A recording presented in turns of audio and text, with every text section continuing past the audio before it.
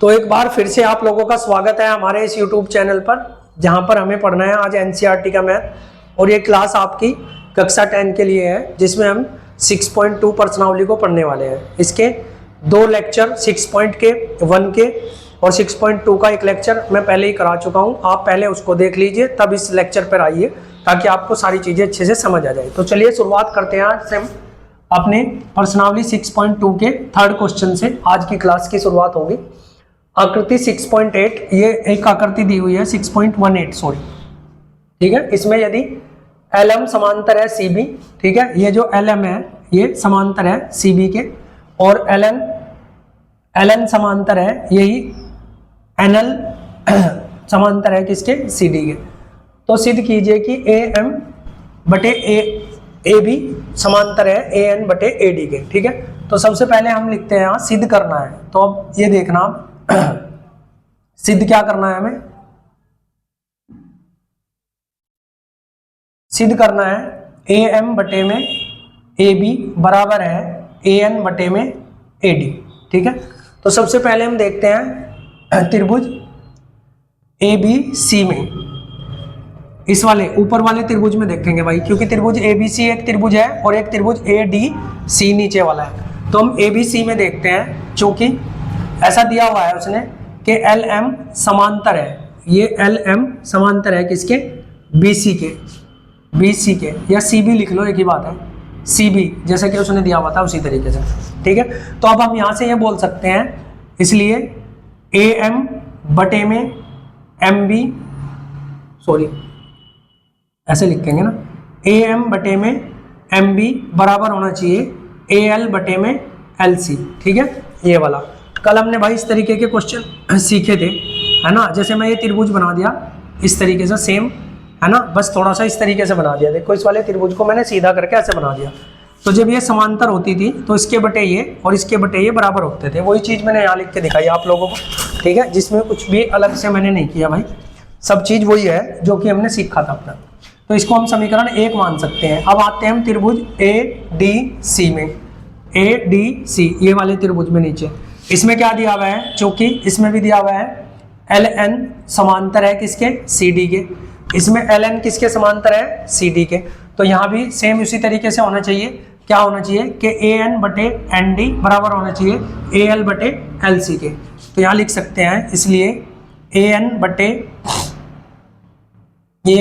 ND बराबर है किसके, AL बटे LC। अब ये होगी समीकरण 2। अब आपको एक चीज नजर आएगी कि जो AL और LC लाइन है ये दोनों में कॉमन है। देखो AL और LC, ठीक है, ये दोनों में कॉमन है। तो हम यहाँ लिख सकते हैं समीकरण देखो ये इसके बराबर भी है, इसके भी, तो ये दोनों आपस में बराबर हुई। तो समीकरण 1 व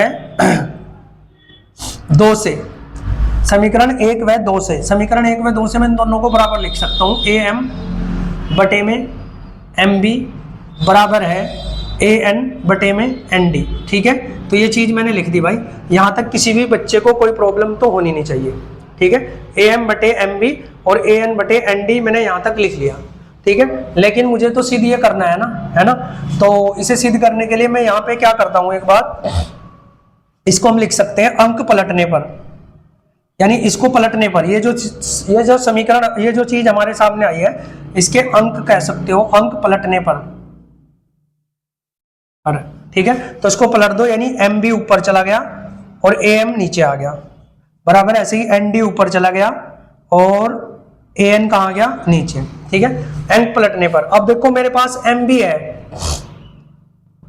और AM भी है, तो अब मैं कैसे लाऊं इसको, क्योंकि मुझे यहाँ लेना है AB लाना है पूरा, और AB के लिए मुझे ये पूरी भुजा चाहिए, ठीक है। तो चलो कोई नहीं, देखते हैं इसको। इसमें हम क्या करते हैं, दोनों तरफ एक जोड़ने पर, इससे थोड़ा सा हमारा काम आसान हो जाएगा भाई। तो दोनों तरफ एक जोड़ दो, यानी MB बटे में AM प्लस 1 बराबर ND बटे में AN प्लस 1, ठीक है। दोनों तरफ एक जोड़ दिया। तो एक कैसे जुड़ता है भाई, इस नीचे वाले की गुणा एक में होगी और फिर ये आपस में जुड़ जाएंगे। यानी मैं इसको लिख सकता हूं MB, ऊपर वाले को MB प्लस में ये AM वहां चला गया, है ना, तो AM और बटे में AM तो रहेगा ही, बराबर सेम इसी तरीके से ये गुणा में जाएगा, यानी N D plus N A, या ए एन ही लिख लो उसको जैसे लिखा हुआ है सही, ए एन बटे में ए एन। अब आपको दिखाई देगा यहां से भाई के ए एम और एम बी दोनों जोड़ के ये पूरी की पूरी लाइन एक ए बी तो है, ये और ये जोड़ने के बाद ए बी तो आएगा, इसी तरीके से ये और ये जोड़ने के बाद ए डी तो आएगा। ठीक है, ये चीज सीख गए हम यहां से। ठीक है, तो देखो मेरे पास है M B plus A M, तो इन दोनों को मैं जोड़ के क्या लिख सकता हूं, ए बी। तो यहां मैं लिख सकता हूं अब मुझे यहां लिखना पड़ेगा थोड़ा सा, ये ए बी बटे में ए एम आ गया। देखो इस पूरे को जोड़ के मैंने क्या लिख लिया, पूरा ए बी, और बराबर किसके है, एन डी और ए एन दोनों को जोड़ के क्या आएगा, ए डी, और बटे में क्या आएगा, ए एन। ठीक है भाई, एक कंडीशन मैंने यहां से ये बना ली लेकिन मुझे ए एम ऊपर चाहिए था, ए बी नीचे चाहिए था, और है ना, और ए एन यहां से भी ऊपर चाहिए और ए डी नीचे चाहिए। ठीक है, तो ये जब जोड़ लिया हमने तो इसको एक बार फिर से पलट लेंगे। तो क्या कह सकते हैं, पलटने पर कैसे पलटोगे, इसके ऊपर ले जाओ, ए एम ऊपर चला जाएगा, ए बी नीचे आ जाएगा, बराबर ए एन नीचे ऊपर चला जाएगा और ए डी नीचे आएगा। ठीक है भाई, देखो यही मुझे सिद्ध करना था, A M A B, A M A B, A N बटे ए डी। ठीक है, तो इस तरीके से हमने इसको समझाया। थोड़ा लेंथी क्वेश्चन था, है ना, थोड़े कॉन्सेप्ट हैं, कुछ चीज़ें सीखनी है भाई, लेकिन धीरे धीरे सीखोगे तो आप लोग अवश्य सीख जाओगे, है ना। लेकिन अगर भाई पढ़ाई में ध्यान नहीं लगाओगे तो फिर थोड़ी प्रॉब्लम होने वाली है। तो चलो दूसरा क्वेश्चन देखते हैं हम।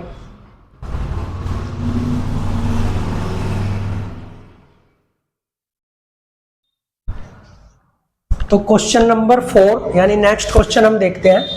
नेक्स्ट क्वेश्चन में भी कॉन्सेप्ट तो उसी तरीके के लगेंगे भाई। देखो आकृति दी हुई है 6.19 में DE कहीं पर है ये, ठीक है, समांतर है AC के, इसके समांतर है, और DF यानी ये समांतर है AE, इसके समांतर है। तो सिद्ध कीजिए कि BF बटे FE बराबर है BE बटे EC के। ठीक है, तो सबसे पहले हम यहाँ क्या करते हैं, सबसे पहले सिद्ध करना है, सिद्ध करना है।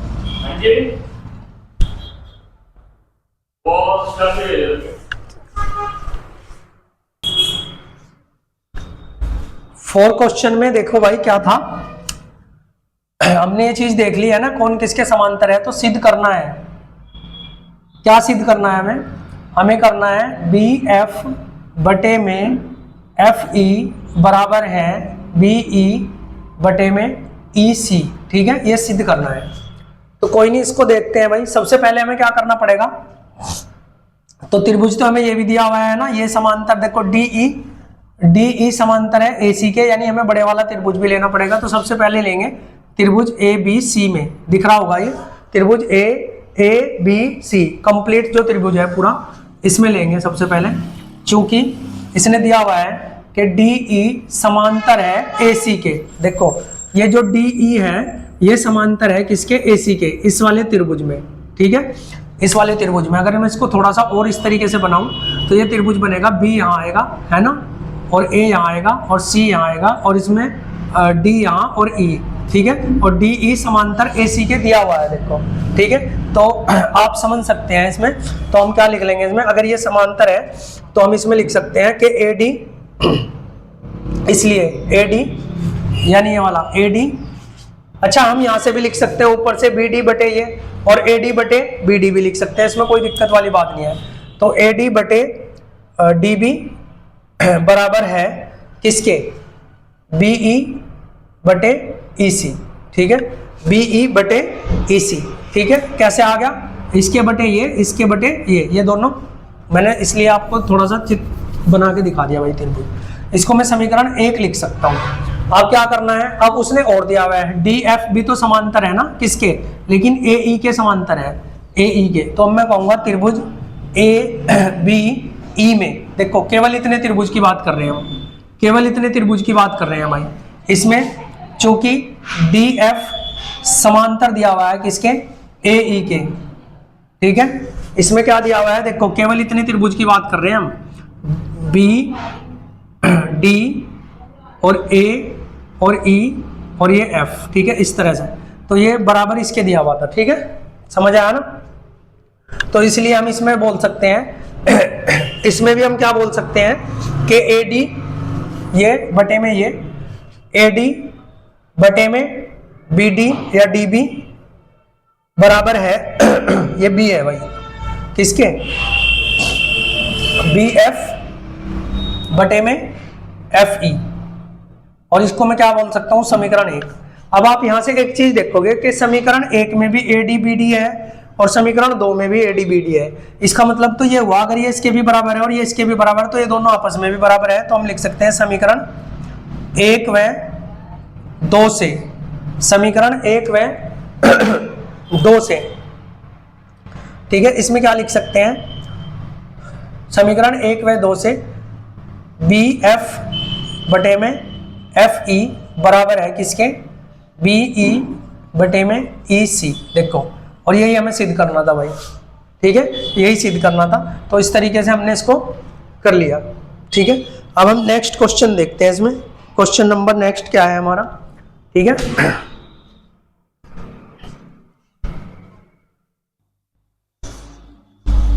तो क्वेश्चन नंबर 5 देखते हैं हम यहाँ पे। क्वेश्चन नंबर 5 में क्या दिया हुआ है, ये एक त्रिभुज, ये एक आकृति दी हुई है भाई।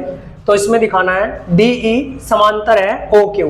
इसने बोला है डी ई, तो डी ई यहाँ पर है देखो, और ये किसके समांतर है, ओ क्यू के, यानी ये वाला त्रिभुज चाहिए हमें, है ना। कौन से वाला चाहिए, क्यू ओ, ठीक है, इतना, ठीक है। और इसमें डी ई, इसको थोड़ा सही करके बना लो, डी ई और पी, यानी ये वाला त्रिभुज है, ठीक है। और इसने दिया हुआ है डी एफ, ये डी एफ समांतर है किसके, ओ आर के।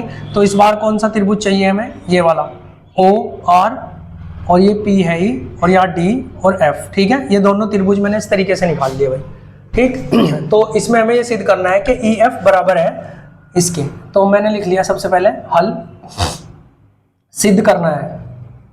तो सिद्ध क्या करना है, सिद्ध करना है कि ई एफ समांतर है क्यू आर के, ठीक है। चलो कोई नहीं, देखते हैं इसको भी, ठीक है। इसमें सबसे पहले मैं क्या करूँगा, त्रिभुज इसमें ले लो पी ओ क्यू में। तो त्रिभुज पी क्यू ओ में, चूंकि पी ई, ये देखो जब ये समांतर, जब ये बटे में है, ठीक है, ये समांतर है तो ये बटे में होंगे, ऐसे लिया हुआ। चूंकि डी ई या ई डी भी लिख सकते हैं हम, कोई दिक्कत नहीं, ई डी समांतर है किसके, ओ क्यू के, ऐसा दिया हुआ है। डी ई, चलो इसने डी ई लिखा हो ना, तो हमने डी ई लिख लिया, और समांतर किसके हैं, ओ क्यू के। तो डी ई जो है समांतर है ओ क्यू के। तो इसलिए क्या होना चाहिए, पी ई बटे में, पी ई बटे में ई क्यू बराबर होगा किसके, पी डी बटे में, पी डी बटे में डी ओ के। ये समीकरण 1 लिख सकते हैं हम, ठीक है। क्योंकि इसमें देखो इस बार इसने दिया हुआ है, ये दिया हुआ क्या है, ये समांतर है, तो ये इसके बटे में और इसके बटे में ये हमेशा बराबर होता है। अब कौन से में लेंगे, त्रिभुज कौन सा, पी ओ आर में। तो त्रिभुज पी ओ आर में, अब त्रिभुज पी ओ आर में क्या दिया हुआ है, समांतर, चूंकि डी एफ समांतर है ओ आर के। देखो डी एफ जो है वो समांतर है ओ आर के, इसलिए क्या होना चाहिए अब यहाँ पे, यहाँ पी एफ जो है बटे में एफ आर बराबर होना चाहिए, पी एफ बटे में एफ आर बराबर होना चाहिए पी डी बटे में डी ओ, ठीक है। ये समीकरण क्या होगी, 2। अब मैं कह सकता हूं समीकरण, अच्छा इसको हम ये लिख सकते हैं कि थेल्स प्रमेय से। कैसे निकाला है हमने, जब ये समांतर होते हैं तो ये इसके बटे में बराबर होती है इसके बटे में, इसे बोलते हैं थेल्स प्रमेय। थेल्स प्रमेय से इसको ऐसे लिख सकते हैं हम भाई, थेल्स प्रमेय से,